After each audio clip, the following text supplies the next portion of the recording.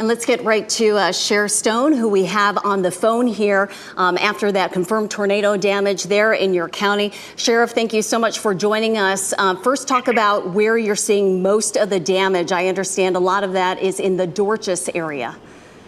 That is correct, between NC 43 and the Red Oak community and I-95. I would like to first urge the public, please do not be getting out riding and assessing damage.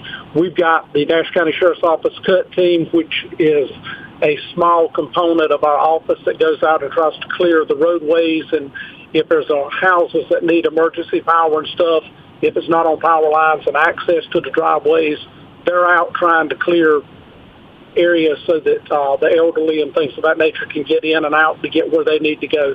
We've also got EMS, we've got the power line companies out trying to restore power. We've got power lines down. I just want to urge the public, stay out of the area until we can get the cleanup underway and make it safe for our emergency workers to have a safe community. Sheriff Stone, Jeff Hogan here in the WRO studio. Where are you right now? What are you seeing? And what was your response to the initial calls that were coming in? What were people saying? You know, obviously people were excited. People are unsure, as would be any time you have a tornado strike down. And it's one of these times that where we as a community need to understand that we don't need to go to that area. We've got emergency personnel that are in those areas trying to clean it up, and you're a hazard when you're on the road in these unsecure areas, and also it takes away from us being able to clean up and to assess damages and help the public. And Sheriff Stone, it appears that the storm, that cell, is moving north-northeast. So about 20 minutes ago, it was certainly wild where you were.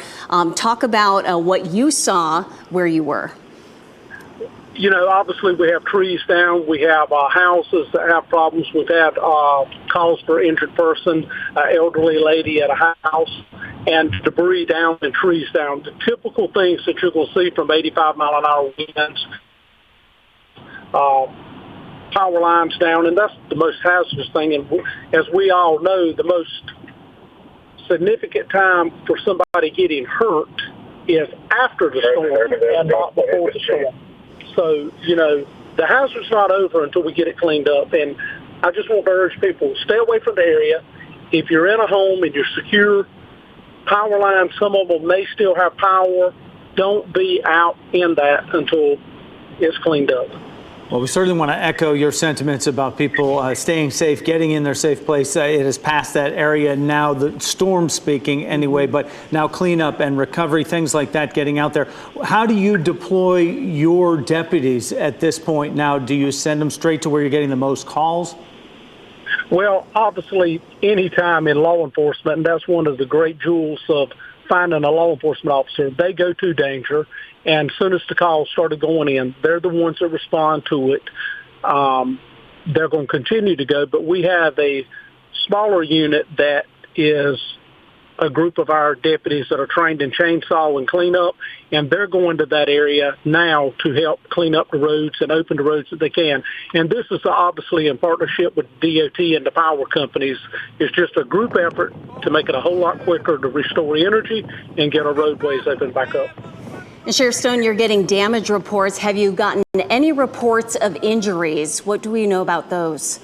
We have got injuries, but I want to reiterate again, most of the injuries come after the storm has left and people are out trying to clean up or they're sightseeing and the area is unsecure.